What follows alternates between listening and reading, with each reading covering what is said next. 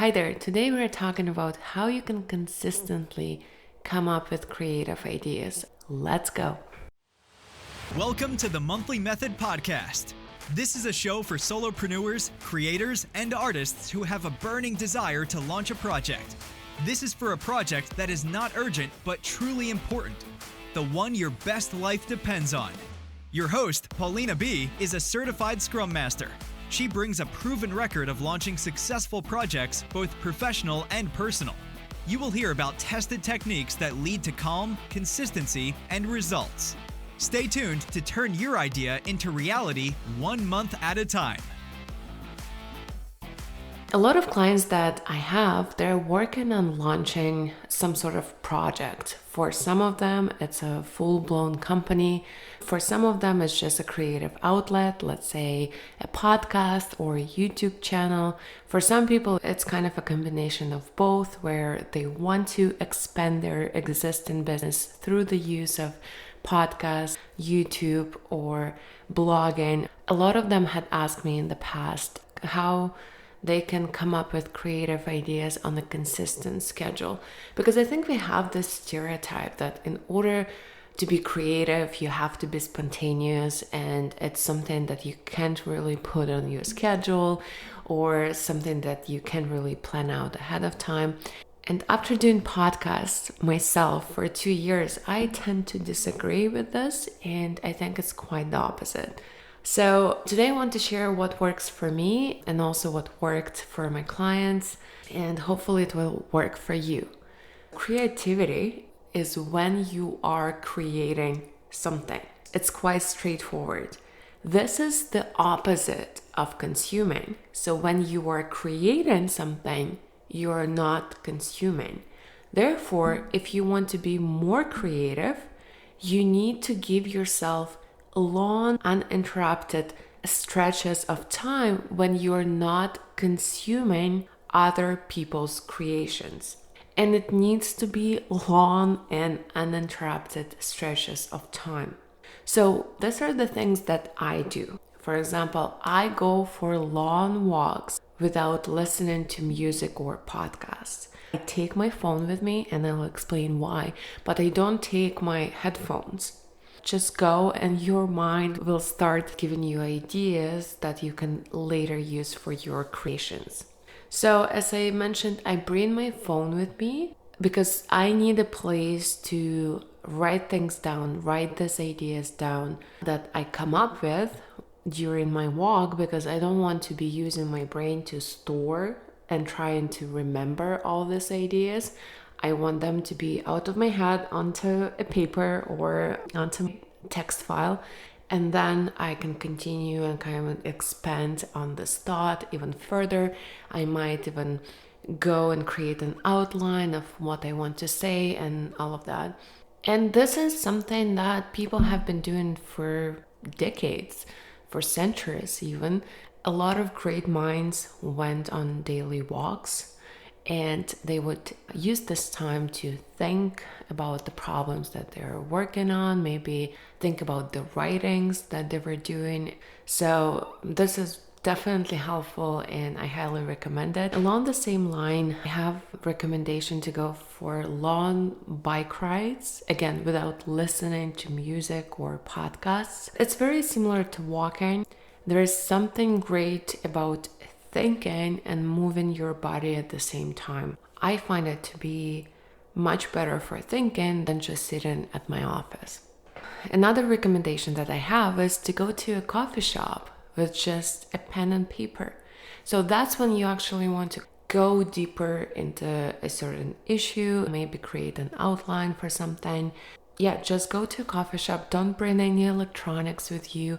Bring just a pen and paper or a notebook and get yourself a cup of coffee or tea and just sit down and start writing, start creating mind maps, doodles, whatever you can. When you don't have the option to distract yourself with checking email or Googling something just real quick, you can go into the deeper state of thinking and actually come up with very interesting ideas. And the fun fact here, so about 2 or 3 years ago, I transitioned towards A4 size notebooks. So it used to be that I would only have smaller size notebooks like A5 or even pocket size. And my thinking was that, well, it's much easier to carry it. It can always fit into any purse I have, and I can always have it with me. And so that was my thinking. And then one day I saw this beautiful notebook that was A4 size, so your regular print and paper size. And I bought it because it was very beautiful. And I took it with me to a coffee shop and didn't really think much of it. And then I started planning a project I was working on, maybe even doing sprint planning in this notebook. And I felt such a huge difference from having all this extra space. It kind of felt like the extra space that I have on paper allowed me to think bigger. And that is true because, for example, when you do mind maps, you can go few levels further on a bigger piece of paper. And I was so mind blown. And since then, I'm just using A4 size notebooks and I love them. And if you haven't tried brainstorming or planning things out on bigger pieces of paper, bigger notebooks, I highly recommend you try it out. You might be amazed at the difference that you feel. Another thing that you can do is rent a cottage or a cabin without Wi-Fi and go there for a few days. Maybe take some books with you so that you have some sort of entertainment, because let's be honest, you can really work all the time. I've done it once where I rented an apartment because I needed to record a bunch of episodes ahead of time because I was traveling or something, and I rented an apartment. It had Wi-Fi, but I didn't really use it. I just went there with the purpose to record a bunch of podcasts without any distractions, and it worked. It worked really well. And I think if you go to a cabin where there is no Wi-Fi, it will work even better. So yeah, just get away, go somewhere, go for a thinking retreat or a creative retreat, and I think it's gonna help you. You can use your commute time to think. You've probably been in this situation where you were driving and you have this amazing epiphany about something. So why not do it intentionally, right? So just turn off your music, turn off your podcasts, and just think about something that you need to think about, connect the dots and ask yourself some interesting questions. And yeah, you can do a lot of thinking when you're commuting, when you're driving or taking a train or a subway. It's a good time to think. And my last recommendation here that falls under the category of an idea that you need to stop consuming in order to start creating is to do this challenge for a few weeks, for a month, where you don't use any digital screens in the evenings. I do this challenge at least once a year. I've had people join me on this challenge, and all of them were mind blown at what they've been able to I don't want to say what they've been able to create or achieve. It's just the whole quality of life kind of changes when you stop using digital entertainment in the evening. So the challenge was that you picked a time, so let's say 6 p.m., and then you basically take your phone and your laptop to another room or to the basement, basically as far away as possible. And then you just spend your time doing anything else. You don't have to be creating, you don't have to be productive. The only rule that you have is that you're not allowed to use digital screens. First of all, what you'll discover is that a lot of the chores that you have, like household chores, they become much more enticing and interesting when you don't have the alternative of scrolling Instagram. All of a sudden, doing your dishes is not such a problem as it was before. All of a sudden, all these home projects that you've been procrastinating on they become interesting activity that you can entertain yourself with. And I myself went on a lot of walks. Again, couldn't bring my phone with me, but I did have a lot of thinking time, and it was awesome. People rediscovered their old hobbies, read a bunch of books. I like this challenge. I do it, as I said, at least every year. Sometimes I invite people to join me, and we share our updates every day. So this is something that you can start doing anytime. You don't have to join any groups. Just lock your digital devices somewhere in another room, in the basement, in the car, whatever you decide to do, and see what happens. You will be surprised, I guarantee. And that's because when you don't have the superficial sweetness of digital distractions, other activities become much more appealing. When you remove this artificial overstimulation that comes from digital entertainment, be it Instagram or some Netflix shows, then other activities like doing the dishes or doing some home projects or going on a walk or drawing or painting or whatever it is, these activities become a lot more interesting. So that's how it works. Okay? Another way you can generate creative ideas is to ask different questions. And I like to think of our brain as it's like Google. You ask it a question and it immediately starts generating answers. The problem is that we don't ask the good questions sometimes, and that's why we don't have good search outcomes, right? Our brain, Google, doesn't give us the right search results. If we start asking ourselves better questions, then our brain goes into this creative state where it starts producing very interesting results. So the questions that I like to ask is, how can it be different? How can it be done different from how it's been done before? How would it look like if it was easy? I love this question when I feel overwhelmed, stuck, when I have a to-do list of 100 items.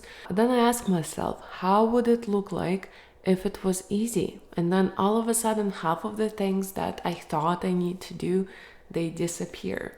I love questions. What frustrates me the most? What annoys me? Can it be done differently?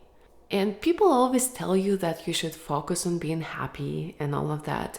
But I think there is a lot of power in being angry, annoyed, or frustrated. There's a lot of motivation and creativity that you can get from these emotions. Don't try to run away from them as soon as possible. Figure out why you're so angry, frustrated, or annoyed about this process, about this project, about how this thing is done conventionally.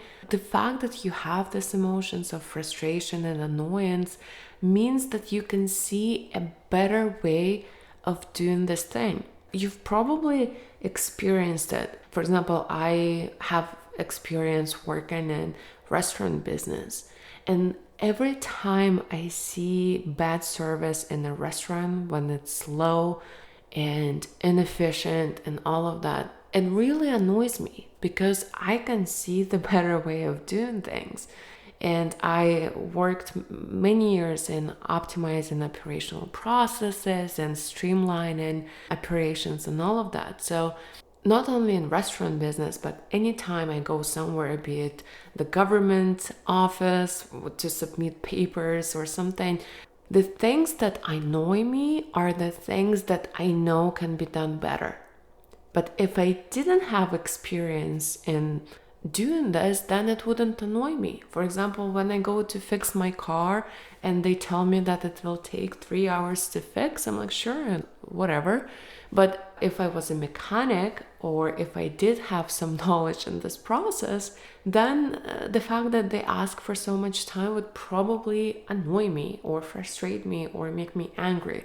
So the fact that you have these emotions of annoyance and frustration means that you might know a better way, and why not create a new product, a new business, or a new something that does this process in a much better way. So again, don't run away from this bad quote unquote emotions.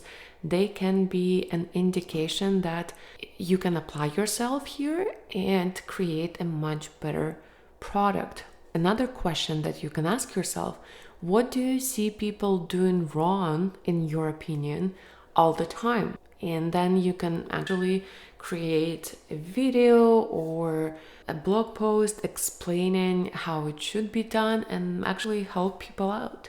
Another question that you can ask yourself: what lessons have you learned recently from your life experience, or reading a book, or watching a movie, or going to a show? And how can you apply it to the work you're doing? How can you help your clients with these new lessons?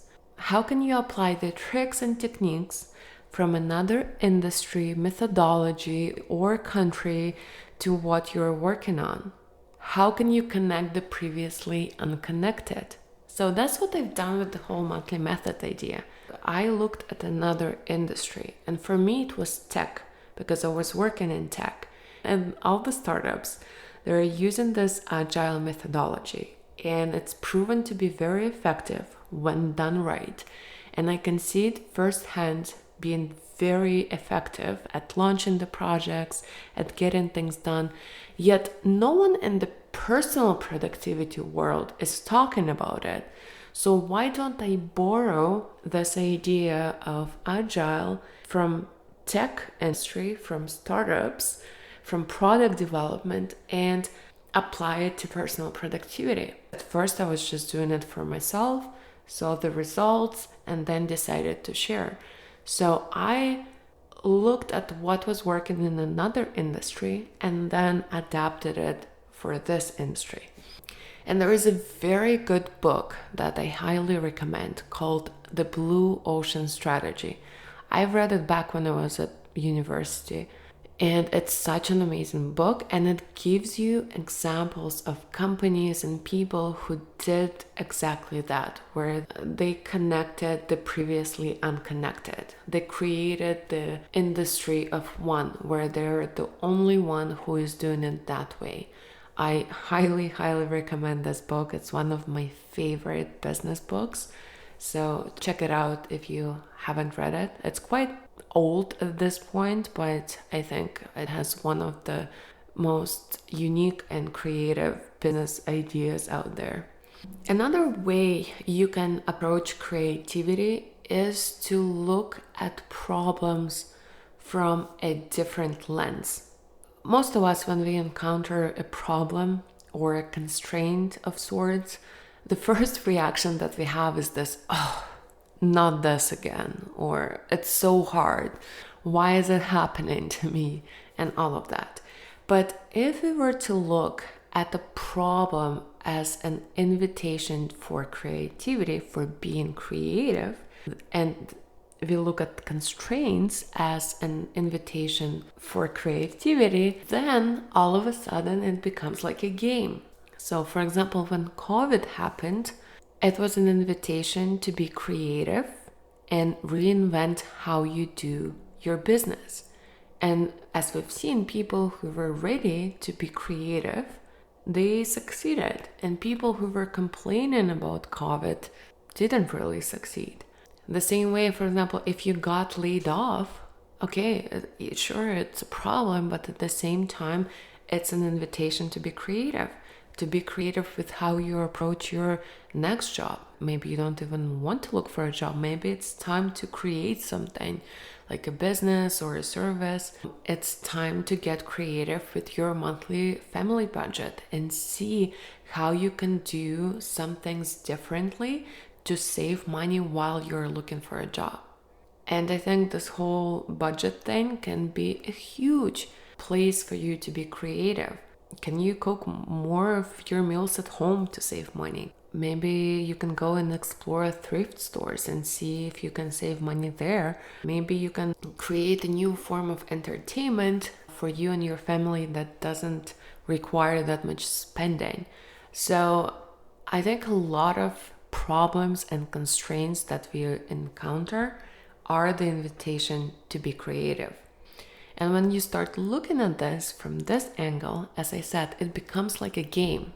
It's like, okay, how can I be creative here? How can we reduce this budget line by 20%? And if you make it a game and if you have this attitude, it becomes much easier.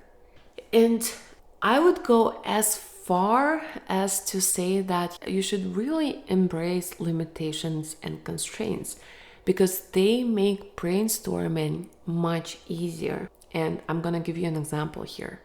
So let's say you want to start a business. And the question that you would ask yourself if you had zero constraints is, what business can I start? And like, imagine if you had to ask this question, what business can I start? And when I think about this question, it's like, well, I don't know, many things. Well, it's hard to say, right? So it's such a general question that you immediately get overwhelmed and lost. So now let's think that you have one constraint is that you only have $1,000 to spend. And then your question becomes, what business can I start with just $1,000? Like now compare the first question and the second. The second one, you probably have a lot more clarity on what kind of answers you can provide. And it results in much better brainstorming. And then what if we introduce the second constraint where you only have 3 months to launch this project, to launch this business? Then your question becomes, what business can I start with $1,000 in under 3 months? Boom. This is a very clear question that can start generating precise answers compared to the question of what business should I start. You can see that when you include constraints or limitations, it really helps you to come up with feasible ideas much sooner. Again, I just provided this example so that you can stop avoiding constraints and limitations and think that it's a bad thing. In reality, it's a good thing because it can give you the right answers much sooner. You don't want to live in the world where you have zero constraints. Even though it might sound like an amazing idea, but imagine the decision fatigue that you will have if every decision had unlimited options. It would be a nightmare. The next advice I have is to consume better. Consume different things from what everyone else is consuming to have the thought no one else is having. So there's probably a magazine everyone else in your industry is reading. Maybe there is a LinkedIn influencer that everyone in your industry is following. Don't follow these people. Don't read this magazine. Consume something different if you want to be creative. How this idea manifested in my life this year is I stopped reading self-help books because I realized that everyone else in my industry, like the productivity, time management industry, is sharing the same ideas that they've learned from these books.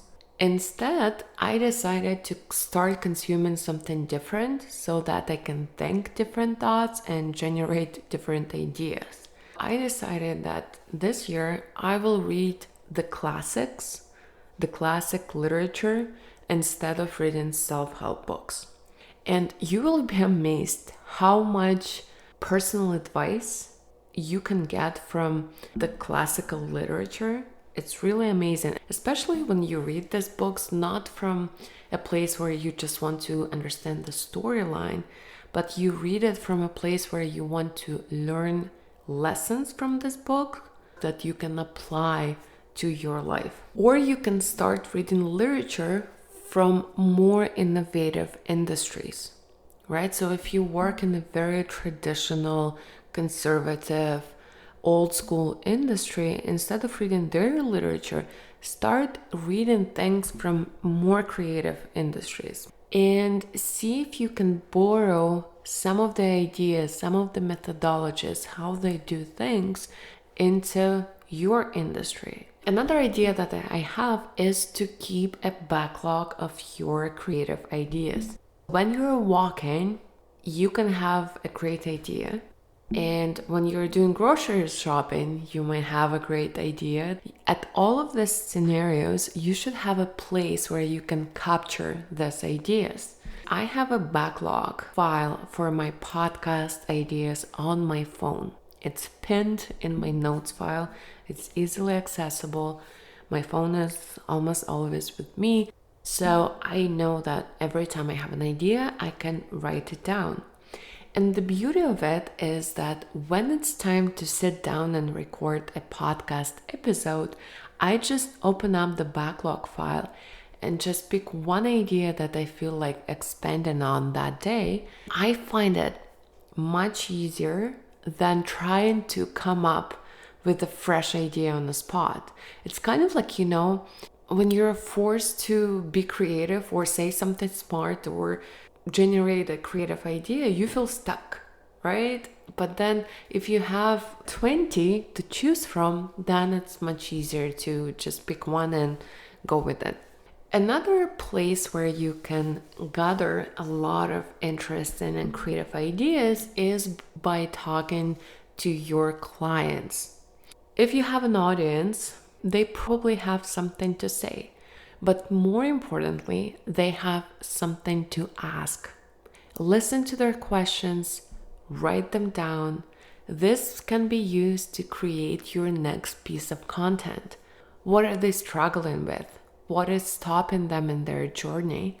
A lot of my podcast episodes were inspired by the questions my clients ask me during our one-on-one coaching or during our group coaching. So I just write down whatever they're asking or whatever they're struggling with. Of course, I try to help them during the conversation, but later on, I'll take the time to think deeper and provide a much more elaborate response to this question. And it also helps them as well to listen to this episode later on. If you're just starting out and you don't have an audience, go to forums or Reddit communities. Treat those people as your clients. Comment on the post with your advice. A lot of people ask questions there and they share their struggles. So why not go and try to help them through the comment section? And of course, I wouldn't be able to end this episode without talking about time blocking and the definition of done. You should really use these two concepts to produce shippable results. So it's one thing to have a list of creative ideas, and it's another thing to actually do something with these creative ideas and create something and ship it out to the world.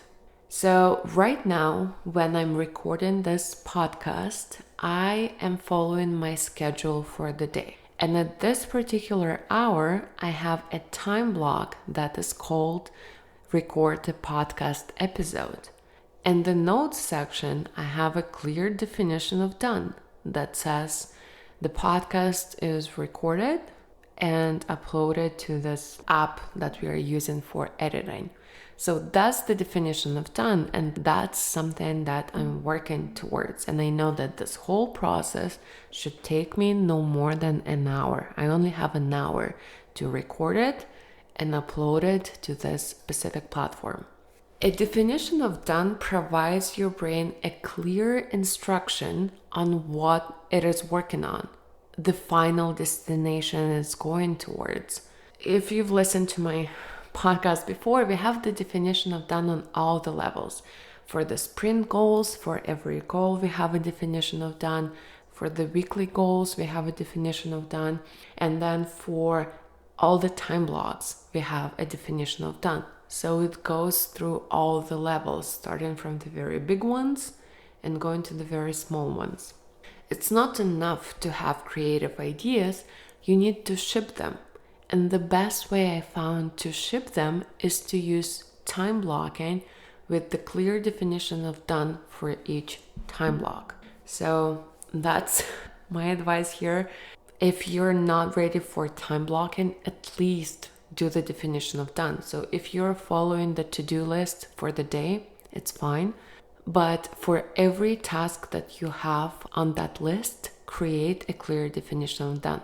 How should this task look like when it's the end of the day? What stage should it be at? Is it the file? Is it the draft? Is it the email that you sent to someone? What is it? What's the definition of done for this task for today? Other resources that I want to share with you that will help you generate creative ideas on a consistent basis are books and some of the other podcast episodes that I've done. So let's start with the books. I have 3 to recommend. The first one is The Blue Ocean Strategy, something that I've mentioned before, one of my favorite business books. The second one is Steal Like an Artist. It helps you beat the perfectionism, and it really removes a lot of the drama from the creative process. This book gave me permission to be imperfect, to get inspired by other people. It really helped with that. And it removed a lot of the drama about what it's like to be creative. And the third book recommendation that I have is for people who are producing some sort of content for their business. And that book is They Ask, You Answer. So as I've mentioned before, one of my recommendations is to listen to your clients. And this book really teaches you how to create this whole content strategy out of just listening to your clients. And what I love about it is that you don't have to hire this experienced marketing strategist or come up with something ridiculous for your marketing and advertising. It really simplifies it. It just says, listen to your clients, answer their questions in the most honest way possible, and then it will generate incredible results. So I really recommend this book. Check it out. I think it's still quite relevant. And most of all, I think it's a very ethical way of doing business and doing marketing.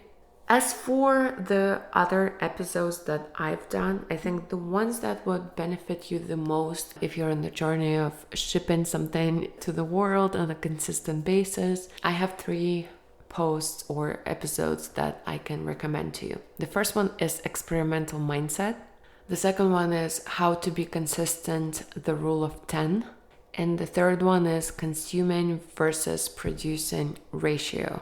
So check these 3 episodes out. You can find them in the archive. Again, it's Experimental Mindset, How to Be Consistent, Rule of 10, and the third one is Consuming versus Producing Ratio. Whew, that was a long episode, but I had a lot of tips to share. If you're working on launching a project, launching a business, launching a blog, a podcast, stay tuned. I have something very exciting coming up in the upcoming month or 2. So definitely subscribe and stay tuned, and you can expect more tips and recommendations that will help you along your journey. Have a good week, everyone. I'll talk to you next time. Bye. Thank you for listening to this episode. If you want to ask a question, leave a comment, or share something interesting, please use the link provided in the show notes. I look forward to hearing from you and answering your questions in the upcoming episodes.